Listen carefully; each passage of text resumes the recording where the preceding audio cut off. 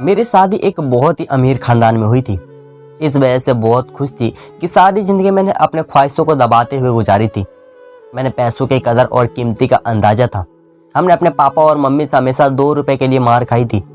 जब मेरी शादी तो मैंने अपने अमीर घराने में हुई थी।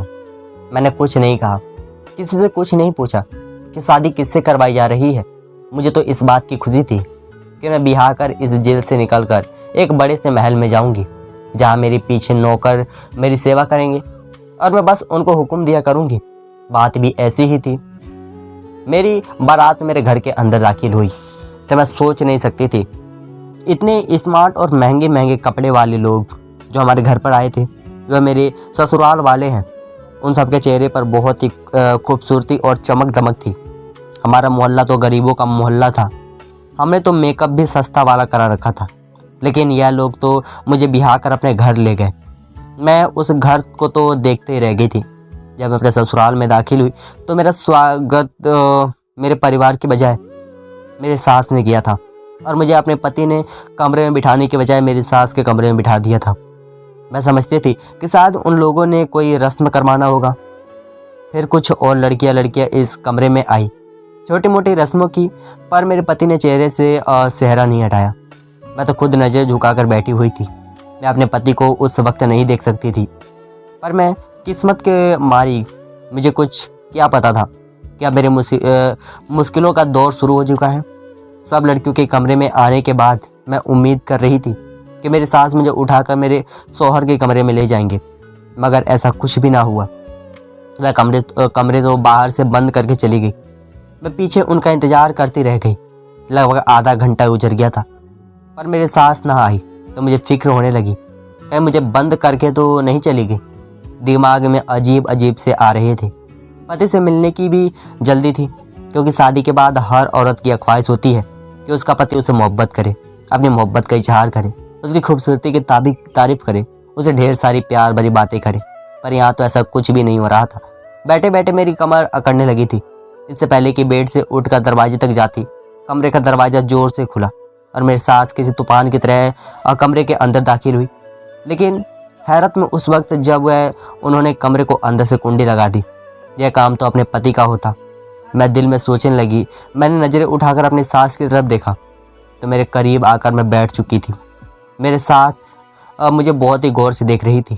फिर थोड़ी देर बाद बोली, बेटा, मैं अच्छी तरह जानती हूँ कि तुम्हारे मन में क्या चल रहा है। तुम ये सोच रही हो कि मेरा पति कमरे में कब क्यों नहीं आया, और मेरी सास बार बार कमरे में क्यों आ जाती है और तुम इस कमरे में बंद कर देती है। तो बस बेटी, मैं नहीं चाहती थी कि मेरी तुम्हारी खूबसूरती को किसी की नज़र लगे। मैं तुम्हें अपने पति के पास भेजूंगी, ज़रूर भेजूंगी, पर अभी उसका टाइम नहीं आया। फिलहाल मेरे कमरे में बैठे हो, और हाँ, ऐसा करो कि यह कपड़े बदल लो और कोई कंफर्टेबल से कपड़े पहन लो, ताकि तुम्हें सीने से सोने में आसानी रहे। मेरी सास बहुत अच्छी थी। उसके चेहरे से भी नफरत नज़र आ रही थी कि पूजा पाठ में ये बहुत ज़्यादा विश्वास रखने वाली थी। मुझे भी खुशी हुई कि चलो अच्छी बात है कि मेरे सास ससुर बहुत ज़्यादा मॉडर्न नहीं है, क्योंकि मैं खुद सीधी सादी और गरीब सी लड़की थी। ये मॉडर्न घर आती तो मेरी ज़िंदगी मुश्किल हो जाती। वैसे मुझे अभी तक फैशन करना, मेकअप करना इतना तक नहीं आता था। मैं खामोशी से बैठी रह गई।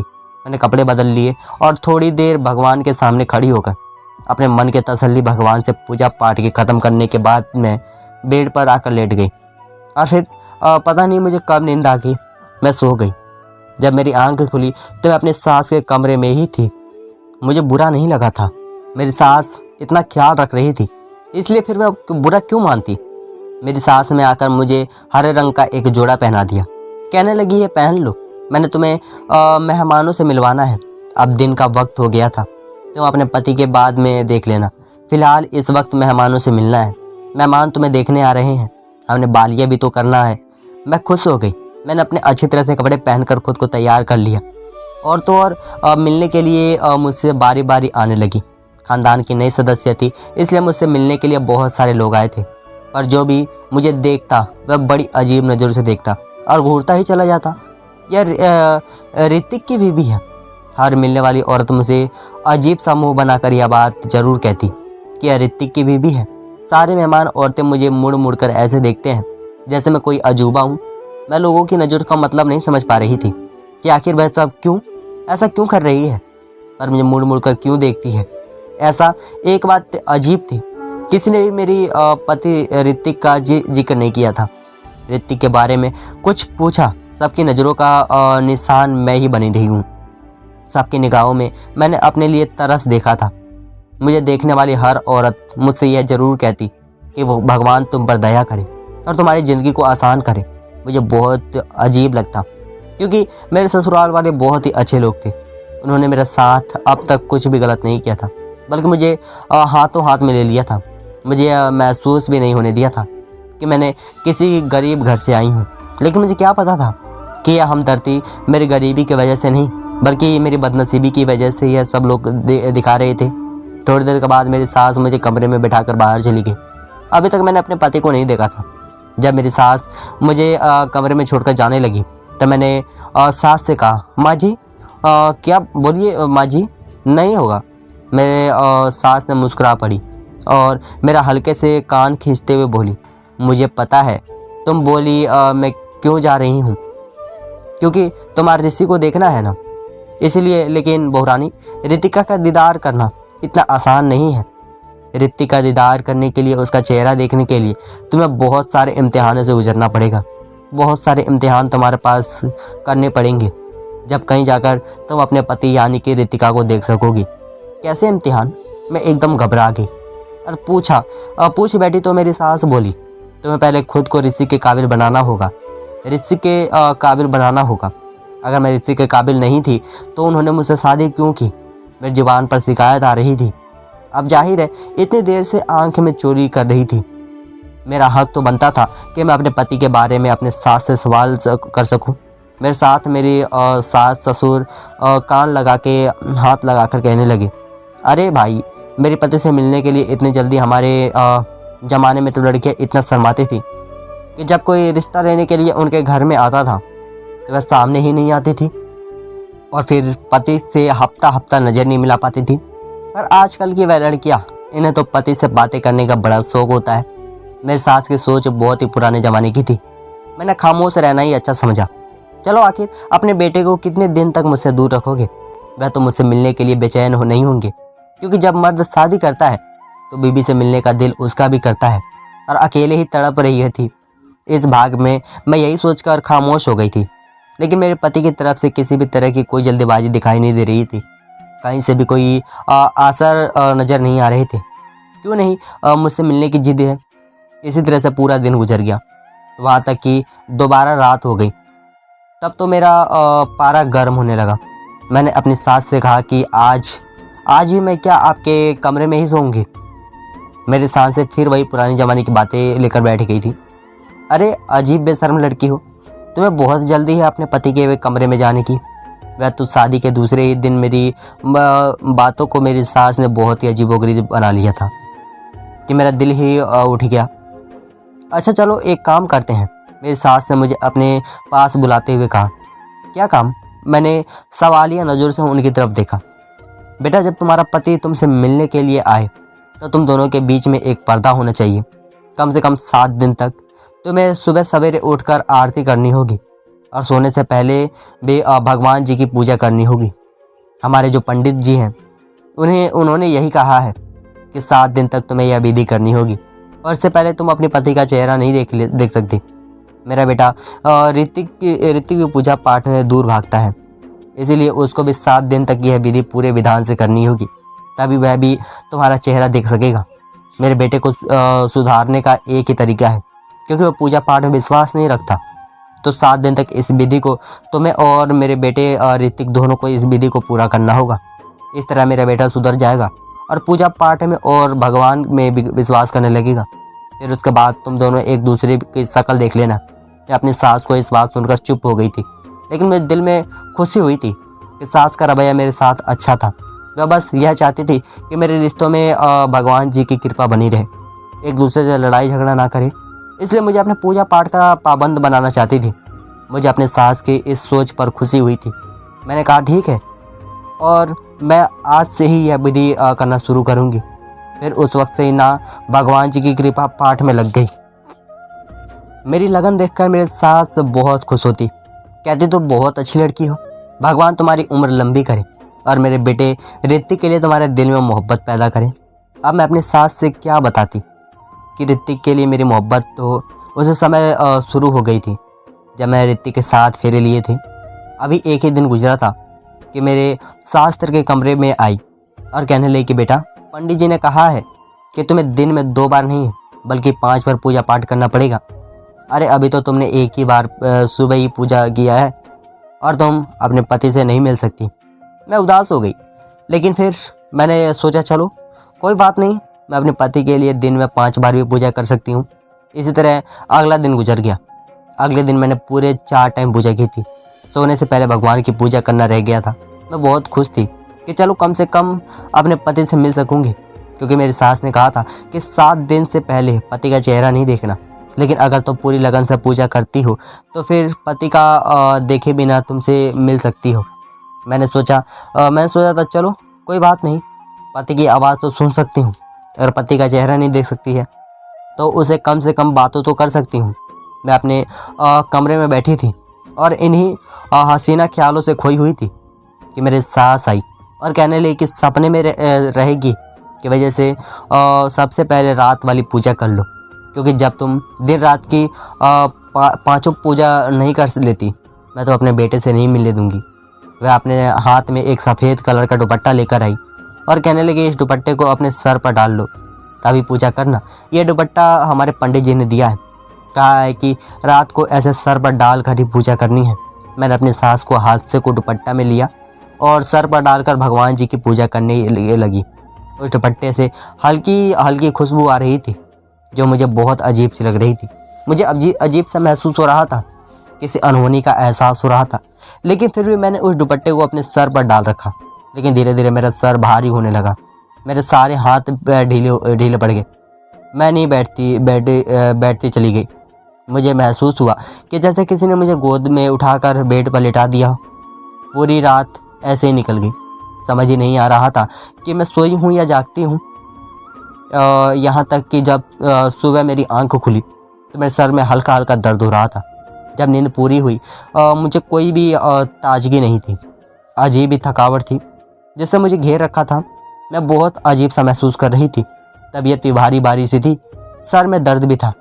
मेरी सास उठकर मेरे कमरे में आ गई। या तो बेटा दूध पी लो। मेरी सास ने मेरी तरफ दूध का गिलास बढ़ाते हुए कहा, तुम थक गई होगी, सारी रात पूजा पाठ जो की है। सास के बाद शंकर भी बोली, माँ जी। मैंने कहा अब पूजा पाठ पूरी भी नहीं हो पाई। किसी वक्त मुझे नींद आ गई। मेरी बात सुनकर मेरी सास बोली, ओहो बेटी, यह क्या बात कर दिया। अब तो मैं तुम्हें आज भी ऋतिक से मिलने से नहीं कह सकती। मेरी सास ने मेरे सर पर बम गिरा दिया। तो क्या मैं अपने पति से मिलने के लिए सारी ज़िंदगी ऐसे ही तरसती रहूँगी? मेरी बात सुनकर मेरे सास ज़ोरों से हंस पड़ी। मेरी सास कहने लगी, मैंने कब कहा कि तुम ऋतिक से नहीं मिल सकती? बस आज की पूजा और पाठ पूरे विधि विधान से कर लेना, फिर तुम रात को ऋतिक से मिल सकती हो। मैंने अपनी सास से कहा, ऋतिका का दिल नहीं करता मुझसे मिलने के लिए? तो मेरी सास हंस पड़ी। अरे वह तो दिन रात मेरे दिमाग खाता है कि मुझे निशा से मिलवाओ।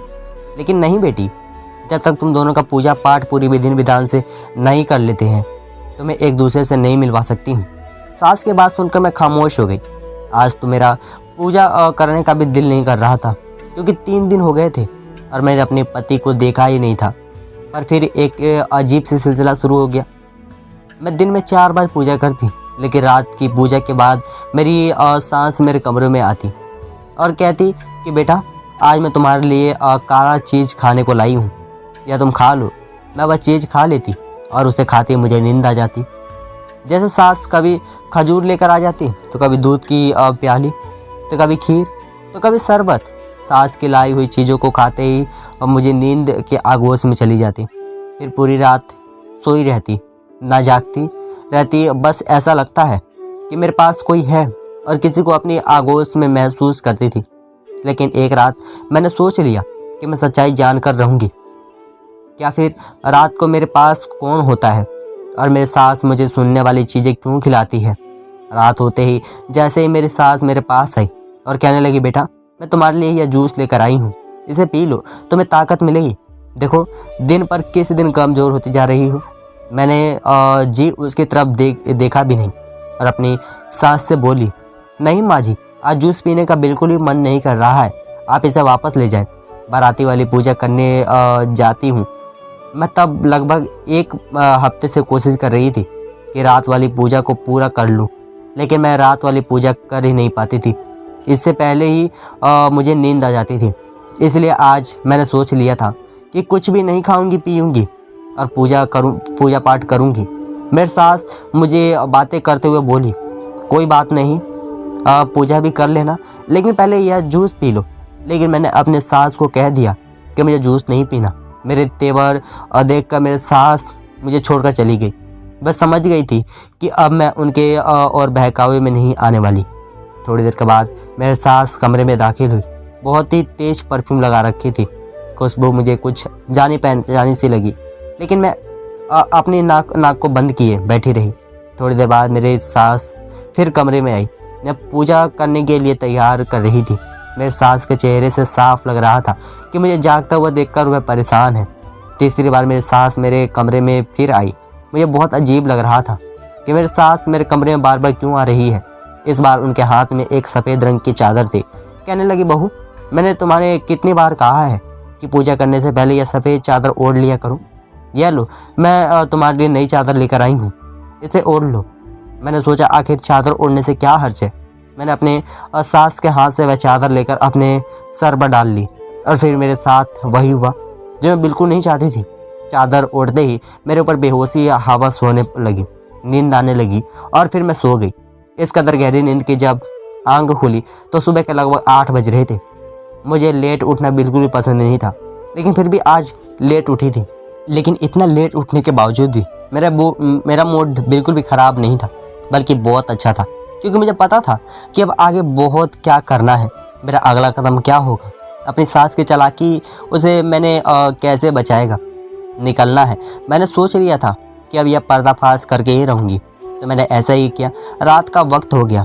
रात होते ही मेरी सास की आवाजाही मेरे कमरे में बढ़ने लगी। मैंने बिस्तर पर तकिया रखा और वही लेट गई। मैंने सोने का नाटक करना था। मेरी सास मुझे रोज़ किसी न किसी बहाने सुला देती थी। आज मैं खुद ही सो गई। अपनी सास को दिखा दिया कि मैं सो चुकी हूँ, ताकि वह मुझे सुलाने के लिए कमरे में ना आए। अभी लगभग 10 मिनट गुजरी मुझे सोने का नाटक करते हुए कि कमरे के अंदर हलचल महसूस हुई। अपने कमरे का दरवाज़ा खुला ही कुंडी लगाने की आवाज़ आई। किसी ने भारी कदमों की आवाज़ मेरे कानों में पड़ रही थी, पर मैं आंख खोलकर देख नहीं सकती थी। फिर मैंने देखा कि कोई धीरे धीरे चलते हुए मेरे करीब आया है और यह कोई मर्दाना कदम है जो मुझे महसूस हो रहे थे। तभी मेरे कान एकदम से खड़े हो गए, क्योंकि किसी ने मुझे छुआ था। मुझे बर्दाश्त नहीं हुआ। मैंने अपनी आंखें खोलकर सामने देखा, जो कि ना काबिले बर्दाश्त था। सामने खड़े इंसान को देखकर मेरे सर पर आसमान गिर पड़ा। मैं सोच भी नहीं सकती थी कि मेरे साथ मेरे इतना बड़ा धोखा कर सकती है। मेरी आंखों में टप टप आंसू बहने लगे। मैंने से शादी के बारे में क्या क्या सोच रखा था और मेरे साथ क्या हो गया था। भगवान ने कहाँ फंस गई हूँ। मैंने दिल में सोचा। मेरे दिल की धड़कन तेज हो चुकी थी। मैं बेड से उतरकर किसी बात की परवाह न करते हुए कमरे में भागी और भागती हुई बाहर आ गई। मेरी सास ने मुझे देखा तो वह हक्का बक्का रह गई। उसके चेहरे का रंग पीला पड़ गया। मछली हुई अपना सास से बोली, आपने मेरे साथ इतना बड़ा धोखा किया, आपको शर्म नहीं आई? आपने मेरी जगह आपकी बेटी होती तब क्या आप करती? मेरी आंखों से लगातार आंसू बह जा रहे थे। आपने मेरी औलाद पैदा करने के लिए यह सब कुछ किया। मैं सोच भी नहीं सकती थी कि अगर आप लोग इतना नीचे गिर जाएंगे, इतने घटिया निकलेंगे। मेरी बात सुनकर मेरी सास मेरे पास आई और मेरे हाथ को चूमते हुए कहने लगी, बेटी भगवान के लिए ऐसी बातें ना करो। मैंने तुम्हारा चेकअप करवाया, तुम थकी सी रहती थी, तुम्हें चक्कर आते थे। तुम्हें याद है ना, उस दिन हमारे घर एक दाई आई थी, उसी ने तुम्हारा चेकअप किया था। उसने बताया था कि तुम उम्मीद से हो। मैं साथ ही मेरे सिर पर एक और बम फोड़ दिया। ये क्या कह रही थी आप? आपने तो कहा था कि मेरी बेटी से मिलने के लिए तुम्हें ना जाने क्या क्या इम्तिहान पास करने पड़ेंगे। फिर मैं पेट से कैसे हो गई? आप ये कैसे बातें कर सकती हैं कि मैं आपके बेटे की बच्चे की माँ बनने वाली हूँ? आपको एहसास भी है आप क्या कह रही हैं? मेरे साथ मेरी बात सुनकर सर झुकाकर बोली, बेटी मैं क्या करती, मैं मजबूर थी। औलाद की खुशी किसे नहीं होनी चाहिए होती। अगर मैंने उसके लिए थोड़ी सी हेरा फेरी कर ली तो मुझे माफ़ कर दो, मैं और कुछ नहीं कर सकती थी। एक माँ होने के नाते मुझे अपनी भलाई भी सोचनी थी और अपने बेटे की खुशी भी सोचना थी। मैंने अपनी सास की भी कोई बात नहीं सुनी। सास मेरी विनती कर रही थी कि अब तो तुम्हारी कोख में हमारा पोता है, हमारी औलाद है, तो तुम्हें इस तरह घर से नहीं जाना चाहिए। लेकिन मैं अपनी सास को कोई भी बात सुनना नहीं चाहती थी। इतने बड़े धोखे के बाद मैं इस घर में रहती, यह मुझे बिल्कुल भी गवारा नहीं था। मैंने अपने आप को कमरे में बंद कर लिया और अपना सारा सामान पैक करने लगी और फिर सीधा अपने माँ बाप के घर आ गई। माँ बाप को भी मैंने सारी कहानी सुनाई। मेरी माँ मेरी बात सुनकर हक्का बक्का रह गई। बोली कि बेटी हमें माफ़ कर दो, हमें यह सब सब पता नहीं था, लेकिन हमने तुम्हें यह सब जानबूझकर नहीं बताई। मैं सोच भी नहीं सकती थी कि मेरी माँ मेरे साथ ऐसा कैसे कर सकती हैं। ऐसा कहा, आप लोग तो मेरे अपने थे, फिर आप लोगों ने मेरे साथ इतना बड़ा धोखा क्यों किया? मैं रोने लगी तो मैंने फिर मेरा हाथ थाम लिया और कहने लगी, बेटा हमें माफ़ कर दो, हम मजबूर थे। तुम्हें तो पता है कि हमारी बेटियों के माँ बाप कितने मजबूर होते हैं। हमारे माँ की बात सुनकर मची कपड़े में बोली, आप मजबूर नहीं थे, आप लाजली थे। मेरी बात सुनकर मेरी मजारो पता रोने लगी। अब मुझे उनको भी इस तरह से कहना अच्छा नहीं लग रहा था, लेकिन मैं क्या करती, क्योंकि उन्होंने मेरे साथ बहुत बड़ा धोखा किया था और हो गया था। घर के दरवाजे पर दस्तक हुई। घर के बाहर खड़ी हुई थी। उसका होलिया देखकर लग रहा था कि वह भी अपने पति से लड़कर आई है। यह सब देखते ही मेरे दिल बैठने लगा। मैं कहा, तुम भी अपने घर में सुकून से नहीं हो। तुमको सुकून नहीं तो मुझे कैसा हो सकता है? लो तुम्हारी तो शादी इतने बड़े घर में हुई है, फिर भी खुश नहीं हो तो मैं कैसे खुश रह सकती थी? हमारे घर में रुपए पैसों की तंगी थी। रोज़ घर में लड़ाई झगड़े होते थे। मेरा पति मुझे मारता पीटता था। एक तो वक्त की रोटी के लिए भी हम लोग तरस जाते थे। अब हम दोनों बहनें अपने माँ बाप के घर बैठ गए थे। मुझे लगता था जैसे अपने माँ बाप पर जुल्म कर रही हूँ। रात के सोने के लिए लेटती तो वही वाला मंजर मेरे आंखों के सामने घूमने लगता। अब मुझे जब मेरी कमरे में कोई आया था और मैं चीख कर अपनी सास से पास पहुँची थी। मेरे कमरे में आने वाला कोई और नहीं बल्कि मेरा पति था और मेरा पति का कुरुख था। उसकी शक्ल देखते ही मेरे सर पर आसमान गिर पड़ा था। पता नहीं मेरे पति जन्म से ही इतना बदसूरत था या फिर बाद में किसी दुर्घटना से ऐसा हुआ था, लेकिन जो भी था बहुत ज़्यादा खूबसूरत था, बदसूरत था। मेरा पति यही सब सोचते सोचते मेरा दिल घबराने लगा। मैं एकदम से उठकर बैठ गई। मुझे लगा था कि जैसे मैं अपने माँ बाप के साथ बहुत गलत कर रही हूँ। मेरे माँ बाप जो भी किया वह मजबूरी में किया, क्योंकि हम लोग बहुत गरीब थे और गरीब की लड़की बिहाने कोई नहीं आता। सब दहेज के लालची होते हैं। अगर मेरा पति बदसूरत है तो क्या हुआ? मुझे उसका सूरत देखकर डर को बहुत लगा था। मैं बेहोश होते होते बची थी और यही बात मेरे माँ बाप ने मुझसे छुपाई थी, लेकिन वह क्या कर सकते थे? मेरे माँ बाप भी मजबूर थे और सास भी मजबूर थी। वह भी अपने बेटे की खुशी चाहती थी, अपने ख़ानदान का वारिस चाहती थी। यह बात मेरे पति ने ही अपनी माँ से कही थी कि मेरे चेहरे को मेरे पत्नी से छुपा कर रखा जाए, क्योंकि इतने बदसूरत इंसान के साथ कोई भी लड़की रहना पसंद नहीं करेगी। फिर मैंने अपने माँ बाप की गरीबी और मजबूरी को देखते हुए एक फ़ैसला लिया। बदसूरत पति के साथ रहने के लिए तैयार हो गई। मैंने अपना सारा सामान बांधा और वापस अपने ससुराल आ गई, जहाँ पर मेरा पति और मेरी सास मेरे इंतज़ार कर रहे थे। मेरे पति का सर मेरे सामने झुका हुआ था और वह मुझसे माफ़ी मांग रहे थे, मुझे माफ़ कर रहे थे। मैंने तुम्हारे साथ बहुत बुरा किया है, तुम्हें धोखा दिया, तुम्हारे उम्मीदों और ख्वाबों को तोड़ा है, लेकिन यकीन करो मैं दिल का बहुत अच्छा हूँ। तुम जैसा कहोगी मैं वैसा ही करूँगा। मेरी सास भी मुझसे माफ़ी मांग रही थी। मुझसे कहने लगी, बेटा मुझे माफ़ कर दो, हमारी मजबूरी थी। कौन माँ ऐसी होगी? कोई नहीं चाहेगी कि उसके बेटे का घर बच जाए और उसके ख़ानदान को वारिस मिले। मैंने अपने सास और अपने पति को माफ़ कर दिया। यह तो मुझे पता था कि डिटेक एक बहुत अच्छे पति साबित होंगे और मेरा बहुत ख्याल रखेंगे। अब तो भी था, जैसे भी था ऋतिक ही मेरे पति थे, इसलिए मैंने अपने पति को माफ़ कर दिया और अपने पति के साथ घर पर ही रहने का फैसला कर लिया। तो दोस्तों हमारी कहानी कैसी लगी या निशा ने क्या फैसला किया, वह सही था या गलत? आपकी राय कमेंट बॉक्स में ज़रूर बताइएगा। कहानी पसंद है तो प्लीज़ लाइक करें और हमारे चैनल को सब्सक्राइब करें। धन्यवाद।